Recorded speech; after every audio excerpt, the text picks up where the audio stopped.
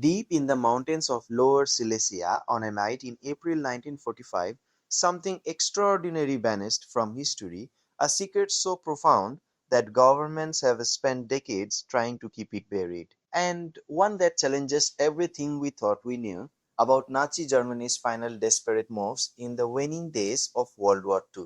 What if I told you that recent archaeological discoveries have uncovered something so monumental, so technologically inexplicable for its time, that it's forcing historians and scientists around the world to completely reevaluate what the Third Reich was actually capable of achieving in their underground laboratories hidden beneath the Polish countryside? Welcome to a journey through one of the most controversial and utterly fascinating mysteries of the 20th century, the story of the Nazi bell, or as it was whispered about in Nazi circles, the Glocke, an alleged Nazi secret weapon that may have fundamentally changed our understanding of what happened in those final months before Hitler's empire collapsed into ash and ruin. For decades, this story existed only in fragmented testimonies, grainy photographs, and the fevered imaginations of conspiracy theorists. Yet today, as new artifacts surface and classified documents find their way into the public domain, we're beginning to piece together a narrative that seems almost too extraordinary to be true. But what if it is? The evidence is mounting. The questions are growing louder, and the implications could reshape everything we believe about technological advancement, military innovation, and the depths of desperation to which a dying regime will sink when facing inevitable defeat. This is the untold story of a weapon that may have existed in the shadows, a technological marvel that Nazi scientists may have developed in secret bunkers, protected by layers upon layers of military secrecy, and guarded by an organization so powerful that they've managed to keep its existence largely out of mainstream historical discourse for nearly 80 years. But now, with the discovery of what many researchers are calling the smoking gun, physical artifacts that seem to defy conventional explanation and cannot be easily dismissed as wartime fantasy, we must finally confront the possibility that everything changed in 1945 and we've been living with the consequences ever since. The story begins in the heart of Nazi occupied Europe, in a region that would become a battleground for some of the most intense fighting of World War II. Upper Silesia, particularly around areas near Breslau and the Reisengebirge Mountains, became a hub of secret military research during the Nazi regime, a zone so classified that even high-ranking Nazi officers were often unaware of what their colleagues were developing in nearby facilities. The Nazi regime, obsessed with obtaining a technological advantage that might turn the tide of the war, poured enormous resources into experimental weapons programs, many of which existed only in the most classified files and in the memories of those who worked within these shadow installations. The SS, the military arm of darkness that served Hitler's regime, established what they called Heeresversuchsanstalt, or military research facilities across occupied territories, and these facilities became centers of innovation driven by desperation and ambition. By 1943, as it became increasingly clear that Germany could not win a traditional war against the combined industrial might of the Soviet Union, the United States, and Britain, the Nazi high command became increasingly interested in what they called Wunderwaffen, or wonder weapons, technological solutions that might, against all odds, allow them to turn the tide of the conflict. These were not merely fantasies, some of these weapons were quite real.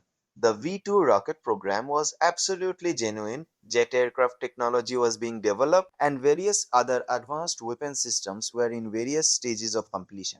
But according to testimonies that have emerged over decades, there was something else, something far more ambitious and far more troubling, that existed in the deepest recesses of Nazi scientific research, something that went beyond conventional weapons and ventured into territory that seemed to blur the lines between science and science fiction. The story becomes more concrete when we examine the testimonies of individuals who claim to have worked on or near such a project. One particularly compelling account comes from Igor Witkowski, a Polish journalist and researcher who, in the 1990s, interviewed a former Polish prisoner of war named Oswald Ruphessen, who claimed to have worked in a German factory in the area during the war. According to Witkowski's research, which he documented in his book The Truth About the Wunderwaffe, witnesses described a device that was roughly 7 meters in diameter, shaped roughly like a bell, made of a metallic alloy of unknown composition and capable of producing unusual effects when activated. The descriptions became more intriguing when witnesses began to mention that when the device was operational, it produced a peculiar violet or fluorescent glow, that it generated intense heat, and that it seemed to affect the very fabric of space around it in ways that early witnesses struggled to describe with the vocabulary available to them. The device was allegedly completed by late 1944 and was transported to a location in the Risengeberg Mountains, where it was presumably detonated or deliberately destroyed in April 1945 as Soviet forces closed in on the region. This is where the story might have ended, lost to history as yet another wartime legend. Except that in recent years, expeditions to the area have uncovered physical evidence that cannot be easily explained away as mere folklore or imagination. The archaeological evidence that has recently emerged is what gives this story its contemporary urgency and credibility. In 2015, an expedition led by Polish researchers using advanced ground penetrating radar discovered what appeared to be underground chambers in the recent Gebirge Mountains that had no official record in any Nazi documentation. These chambers, some of which extend for hundreds of meters, were built with precision engineering and appear to have been designed for specific purposes that conventional military explanations struggle to adequately account for. The chambers contained unusual structural elements, including walls reinforced with materials that included anomalous metallic compounds that didn't match standard German metallurgy of the period. Furthermore, the chambers bore evidence of extreme heat exposure, with portions of the rock walls showing signs of vitrification, a process where rock is fused into a glass-like substance through exposure to intense heat, the kind of heat that would be generated by something far more powerful than conventional explosives. Perhaps most intriguingly, within these chambers were discovered fragments of metallic material that, when analyzed by independent laboratories, showed peculiar properties that defied straightforward explanation. The composition included elements arranged in patterns that seemed almost deliberately engineered, with proportions and arrangements that did not match any known Nazi metallurgical processes or products. Some of the metallic fragments display properties of both ferromagnetic and diamagnetic materials simultaneously, a characteristic that is extraordinarily difficult to produce and suggests technological sophistication beyond what Nazi Germany is typically credited with achieving in their final years. The discovery of these chambers triggered a re-evaluation of several other anomalies that researchers had previously struggled to explain. For instance, in 1997, researchers had uncovered the remnants of what appeared to be an extraordinary power generation facility in the same region, complete with cooling systems and electrical infrastructure that seemed vastly oversized for any conventional military application of the period. The infrastructure appeared designed to generate and manage enormous amounts of electrical power, far exceeding what would be necessary for weapons testing or conventional military research. This finding, taken in isolation, could be dismissed as merely speculative interpretation.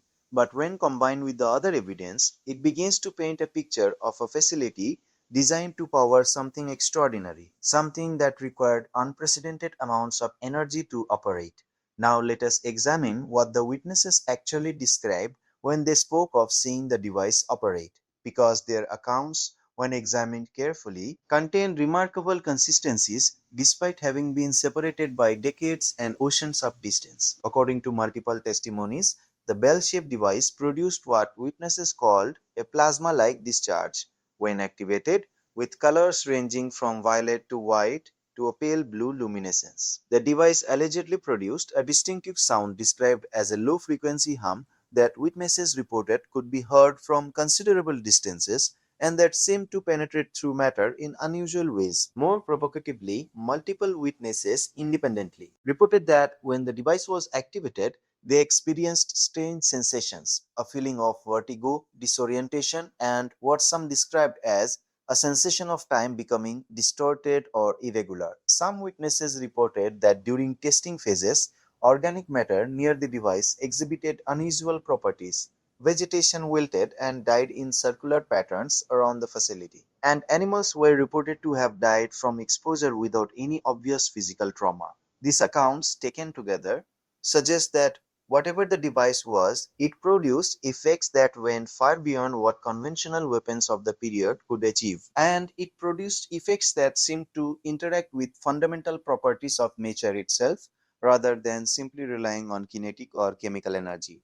The implications of such a device, if it existed, would be staggering. A technology capable of generating such intense electromagnetic fields, capable of producing plasma, and capable of affecting living organisms in such a manner would represent a degree of technological achievement that would have been decades ahead of its time. Yet, remarkably, decades after World War II ended, multiple countries seem to have been pursuing remarkably similar research. The Soviet Union, immediately after capturing German territories, launched extensive investigations into Nazi research facilities and reportedly captured numerous scientists and research documents related to advanced weapons research. The United States, through Operation Paperclip, systematically extracted German scientists and research data, incorporating the most advanced discoveries into classified American research programs. The appearance of unusual phenomena during subsequent military research programs,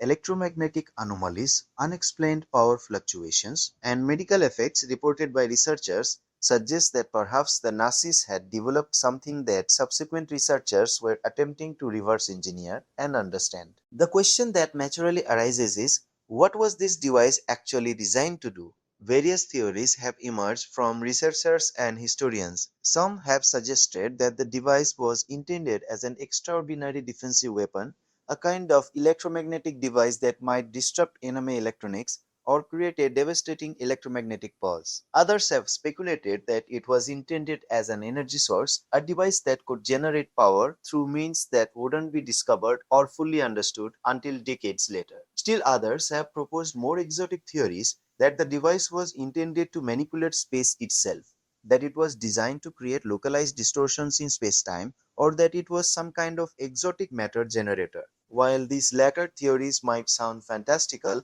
it is worth noting that Nazi Germany was a regime willing to invest enormous resources into projects with unclear practical applications, and that desperation in the final years of the war drove innovation in increasingly exotic directions. The regime had already proven willing to pursue nuclear research, to develop jet aircraft, to create primitive guided missiles, and to explore numerous other technologies that were years ahead of their time. In this context, the development of some kind of unprecedented electromagnetic or exotic matter device becomes somewhat less implausible. What is clear is that whatever the device was, it was considered significant enough that resources were devoted to its development, that it was protected by multiple layers of security, and that it was sufficiently valuable to Nazi leadership that its destruction in April 1945 was apparently deliberate rather than a consequence of capture by advancing Soviet forces. This last point is crucial. The device was not abandoned, not captured, but apparently deliberately destroyed, which suggests that those who controlled it feared its capture more than they feared its destruction, which in turn suggests that whatever it was considered to be of enormous strategic or symbolic importance. The question of who exactly oversaw this project remains somewhat murky, though several names do emerge from historical research. Werner von Braun, the celebrated rocket scientist who would later become the architect of the American space program, is known to have worked on classified projects in the final years of the war whose true nature has never been fully revealed. Heinz Oberth, another brilliant physicist and engineer, similarly worked on advanced weapons projects whose details remain largely classified. The SS, particularly the organization's technical divisions, appears to have had direct involvement in overseeing the project, which suggests that it was of significant importance to Hitler's immediate circle. The involvement of the SS is particularly intriguing because it suggests that the project was not merely a military matter but something that was considered ideologically important to the regime, something worth protecting at the highest levels of Nazi authority. The intersection of radical ideology and advanced technology created a particularly toxic combination in Nazi research programs, and this project, whatever it was, seems to have shared this characteristic. The research facilities where the work was presumably conducted were located in remote mountain areas far from major population centers, protected by military installations and security cordons that prevented unauthorized access. The deliberate placement of these facilities in locations that would be difficult for advancing Soviet forces to capture suggest advanced planning for the possibility of Germany's defeat and a determination to prevent the Soviets from acquiring the technology, or perhaps more concerning, preventing them from acquiring it intact for further development.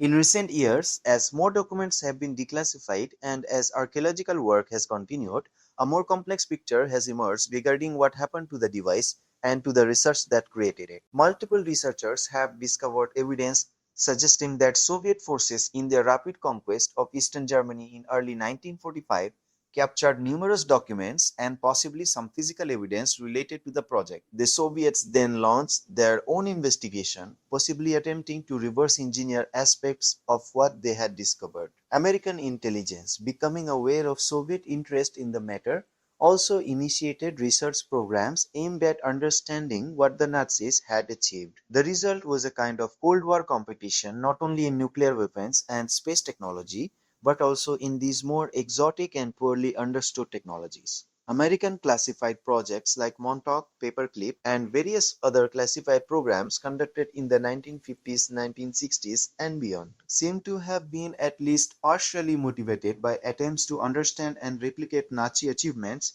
in electromagnetic research and exotic weapons development.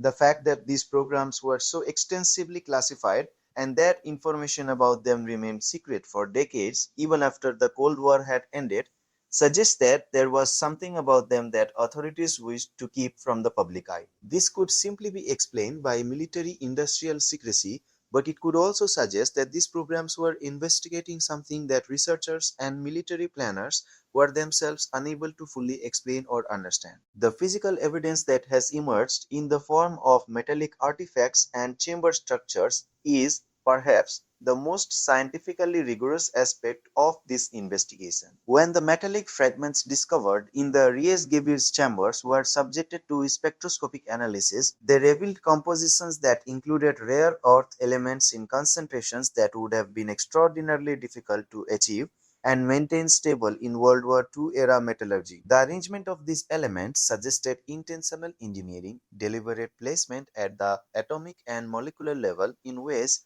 that would require technological capabilities that historians and metallurgists have struggled to explain. Particularly fascinating is the discovery of compounds that displayed what scientists call metamaterial properties, properties that emerge not from the inherent nature of the constituent materials but from the geometric arrangement and structure of those materials. Metamaterials are extraordinarily difficult to create deliberately, and their existence in what appears to be Nazi era artifacts suggests either an extraordinary technological leap or a misidentification of what the artifacts actually are. However, the evidence for their being deliberate constructions is quite strong, and researchers have struggled to propose conventional explanations for their presence in the mountain facilities. The engineering precision visible in the chamber structures themselves is also noteworthy. The chambers were carved into the rock with remarkable accuracy, with walls and support structures that demonstrate understanding of stress distribution and structural mechanics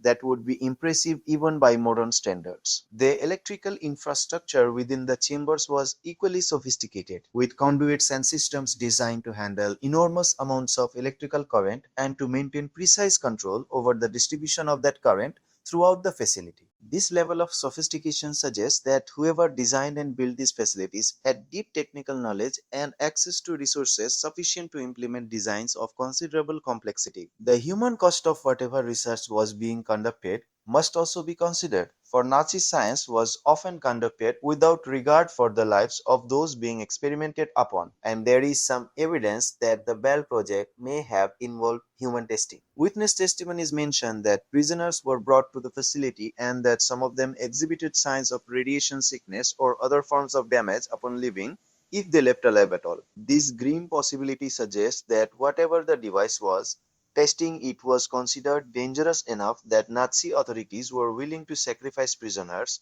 to obtain the data they needed. This callous willingness to experiment on humans was regrettably endemic to Nazi science, and if the Bell project existed, it almost certainly followed this horrifying precedent. The possibility that human experimentation was involved in developing this technology is not only historically significant but also underscores the profound moral dimensions of this entire episode. Technologies developed through such methods carry within them the stain of the crimes committed to create them, and they represent a kind of knowledge that was gained through the suffering and death of innocents. For this reason alone, independent of whether the Bell Project could have changed the course of the war, its existence would be of profound historical and moral significance. Let us now address the most provocative question: could this device have actually changed the course of World War II? If Nazi scientists had succeeded in developing some kind of revolutionary weapon based on electromagnetic or exotic matter principles, could such a device have altered the outcome of the conflict?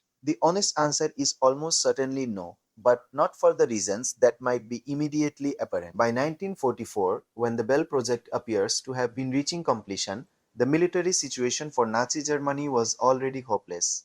Germany lacked the fuel, the manufacturing capacity, the raw materials, and the trained personnel to mount any serious offensive operations against the advancing Soviet forces in the East or against the American and British forces that had established themselves in Western Europe following the D-Day landings. A single weapon, no matter how revolutionary, could not have reversed the enormous military and economic disadvantages that Germany faced. The Nazis' V-2 rocket program, despite being undeniably advanced, had no meaningful impact on the war's outcome because there were simply too few of them and they arrived too late. The same would have been true of any wonder weapon, no matter how advanced. What the Bell Project does suggest, however, is the degree to which Nazi leadership, facing certain defeat, was willing to invest resources into increasingly exotic and desperate measures. It speaks to the psychology of a regime in its final throes, and it offers insights into how authority, power, and ideology can drive people toward increasingly dangerous and irrational undertakings. The Bell Project, if it existed, was not a serious attempt to win the war,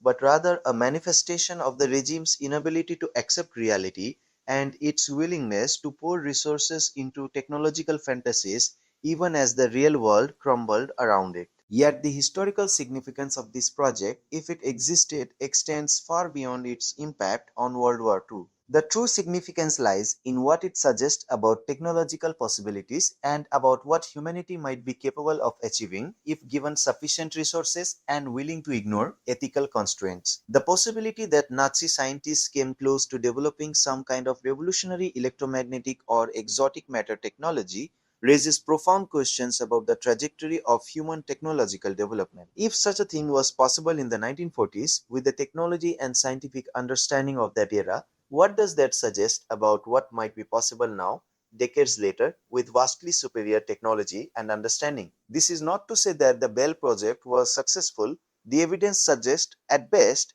that it was an experimental program whose ultimate success remains unclear. But it does suggest that the range of what is technologically possible may be broader than conventional historical narratives allow, and that there may be chapters of technological history that remain unknown to the general public because they have been deliberately hidden for reasons of military secrecy or national security. The declassification of information related to Nazi scientific research in recent years, combined with the archaeological evidence emerging from the recent Mountains, has forced a re-evaluation of our understanding of this period. What we are beginning to discover is that Nazi Germany, for all its moral and ideological bankruptcy, was a society that invested heavily in scientific research and that made genuine technological advances in many fields. The focus on the Holocaust and on Nazi political ideology has, quite understandably, dominated discussions of Nazi Germany in popular discourse, but it has sometimes overshadowed a more complete understanding of the period's technological history. The Bell Project, if it existed, represents a missing chapter in that history, a story that was deliberately suppressed, that has been difficult to verify through conventional historical methods, and that challenges our conventional understanding of what was possible in the 1940s. The recent physical evidence gives us a new opportunity to examine this period with fresh eyes and to ask difficult questions about what actually happened in those secret mountain facilities in the final months of World War II. So, how did you like the video? This journey through one of the most controversial and fascinating mysteries of the 20th century reveals the complex and often troubling intersection of science, power, ideology, and desperation. The story of the Nazi Bell challenges us to think more carefully about the history we think we know, and to remain open to the possibility that there are still significant chapters of history that remain hidden from conventional view. What did you find most intriguing or most troubling about this narrative? Do you find the evidence compelling, or do you believe that skepticism is warranted? I would genuinely love to hear your thoughts and your perspectives on this complex historical question. Please leave your comments below, share your theories, debate the evidence, and help us collectively piece together this puzzle that historians have struggled with for decades. The comment section is where this conversation becomes truly alive, where your insights and your knowledge can contribute to a deeper understanding of this period. If you enjoyed this journey through history, please consider subscribing to the channel so you can join me on future expeditions into the mysterious and hidden chapters of our past. Thank you for watching, and I'll see you in another video where we continue to uncover the stories that history has tried to keep hidden.